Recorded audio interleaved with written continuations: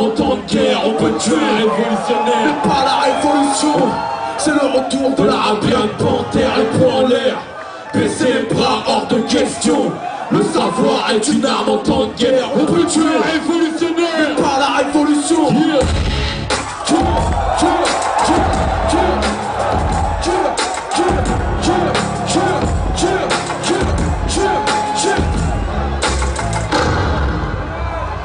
Besoin d'un pic, et d'une balle grosse balle. Besoin d'un mic, d'un pack et d'un passeport par les chemins. Isolation, besoin de remplacer le S par le V. Tu t'es pas élevé, on a le bras élevé. J'ai besoin de changer les choses. La main sur le clef et les deux poings dans une paire de gloves. Oh my god, besoin d'observer le globe. Un tigre dans la gorge, je viens d'éparpouiller le plus. Besoin d'un keuf pour un keuf, d'un juge pour un juge, d'un pro pour un pro pour ceux qu'on accuse. Besoin de patch anti-chute dans les coffee shops. Besoin d'un patch anti-chute sur mon t-shirt. Oui, j'ai vu Black Fouta du Sénégal aussi. Mauritanien, j'ai pas encore assez détaillé. On m'a parlé de quelques artistes. En fait, ce que je vois, c'est que c'est très porté justement autour de ce festival particulièrement. C'est très porté sur le rap qui a un discours et un message. Alors que moi, j'étais peut-être venu avec des a priori où je me suis dit, c'est peut-être le rap un peu plus divertissant qui va l'emporter ici. Le discours, c'est peut-être quelque chose auquel on n'a pas envie de réfléchir, de penser, parce qu'il y a un contexte particulier.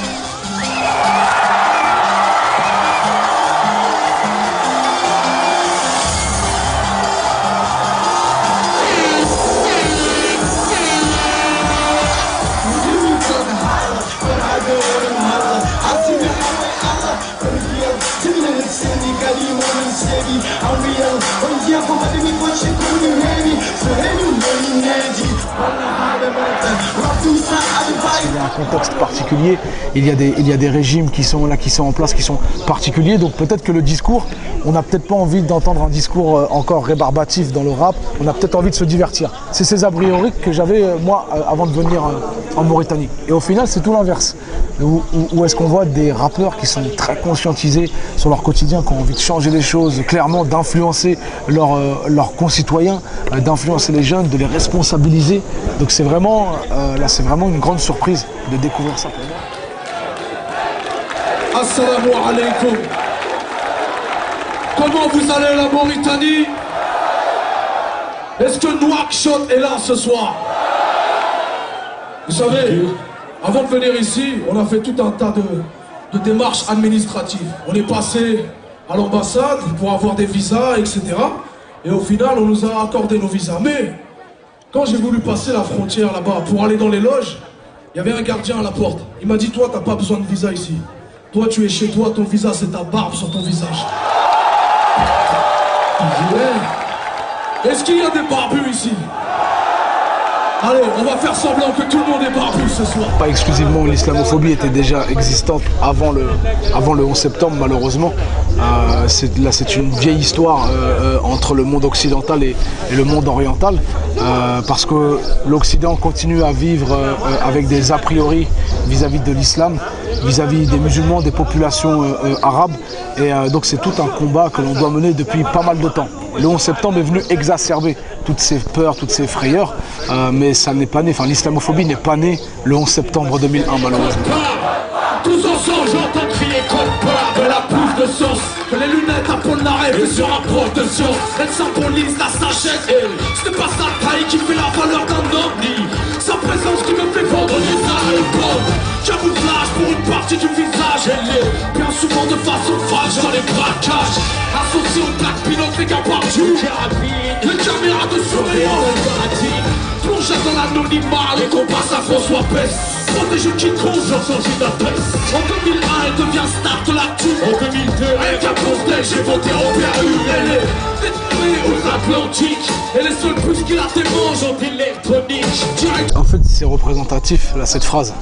C'est représentatif d'un état d'esprit, d'un climat, où est-ce qu'aujourd'hui les médias, certains médias peuvent influencer l'opinion des gens de façon générale, que ce soit sur un sujet ou bien un autre. Aujourd'hui, si on parle de troisième pouvoir concernant le cas des médias, c'est que vraiment les médias ont une grande importance une importance centrale dans le quotidien des Français et dans les quotidiens de toutes les communautés d'ailleurs. Et malheureusement, parfois, par moment, le traitement de l'information qui est fait, eh bien, il est souvent en défaveur de mes appartenances. Mes appartenances, là, ce sont lesquelles? Je suis un banlieusard, issu de l'immigration, musulman, rappeur. Et concernant toutes ces appartenances-là, eh bien, j'ai vraiment l'impression que dans certains médias, le traitement qui est fait, il est orienté de façon à ce qu'on continue à alimenter une certaine image négative de toutes ces appartenances-là.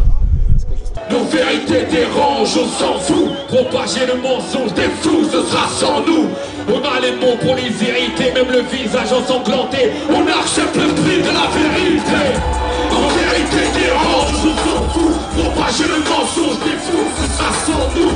On a les mots pour les irriter, même le visage ensanglanté. On accepte le prix de la vérité. Nos vérités dérangent, on s'en fout. Propager le mensonge des fous, ce sera sans nous.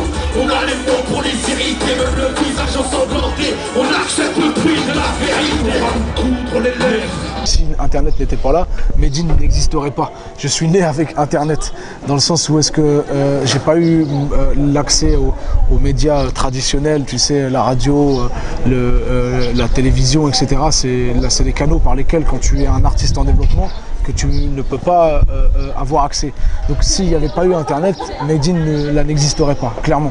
Et aujourd'hui, c'est vrai que ça devient un espace sur lequel on peut trouver des informations, des contre-enquêtes de ce qui se fait dans les médias, ce qui fait qu'on a un traitement de l'information un peu plus large, un peu plus dense. Dès que j'ai une information qui me vient des chaînes hertziennes ou bien de la presse écrite, la généraliste, mon premier réflexe, c'est d'aller voir sur Internet qu'est-ce qui se dit dans les sites communautaires, dans les sites opposés politiquement à ces journaux, pour justement avoir des tenants et des aboutissants sur un sujet, que ça soit pas parole d'évangile, d'accepter ce que les médias les plus populaires nous livrent comme information.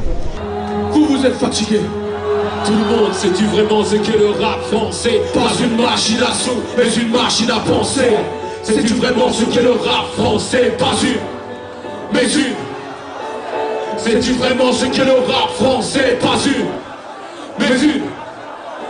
Sais-tu vraiment ce qu'est le rap français? Pas une machine à sous, mais une machine à penser. Sais-tu vraiment ce qu'est le rap français? Pas une machine à sous, mais une machine à penser. Sais-tu vraiment ce qu'est le rap français? Pas une machine à sous, mais une machine à penser.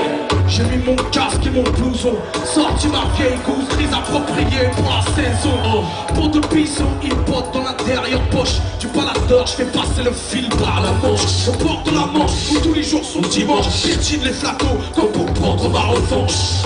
Ma revanche sur les trottoirs trop tard. Petit Apple commence la lecture aléatoire. Au premier rang dans l'école du micro d'argent, les toiles de métal et le pharaon croyant m'enseigne que demain c'est loin, que la vie c'est long, que seulement le salut trouve et les salariés salauds. Là, clairement pas. Là, clairement pas, et ça on le sait, non pas depuis Youssoupha, mais depuis Arsenic. Voilà, et c'est important de comprendre qu'il y a une catégorie de rappeurs qui ont la certitude que parler de rap engagé est un pléonasme.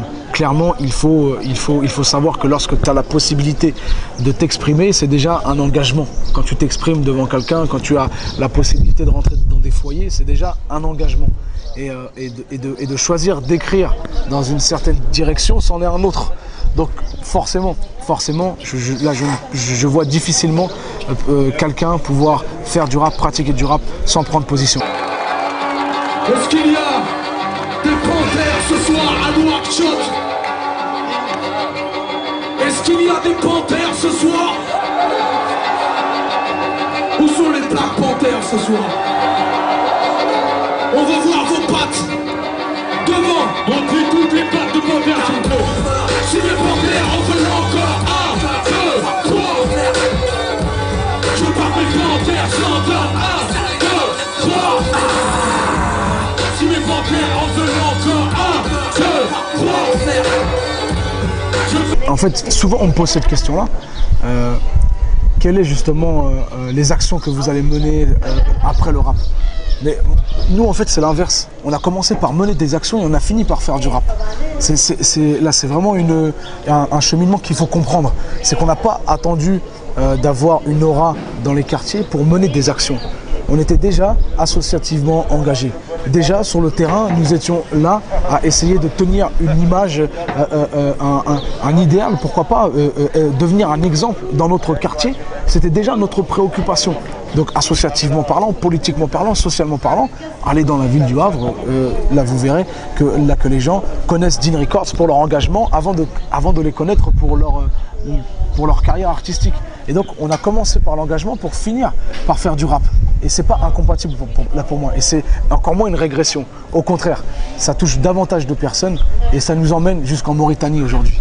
Tous les juniors ont un idéal. Le mien s'appelait Jerry James et habitait dans le Val-de-Marne. C'était notre Malcolm X à nous. Une panthère noire sur des X à nous. Chaque morceau t'envoie des décharges émotives. Et la conscience du rap, d'une musique politique. À valeurs images et des luttes de métaphores. À l'image de la main noire serrant la poignée tricolore. Disque d'or dans nos cœurs sans avoir vendu de disque. À l'époque où peu de rap prennent des risques.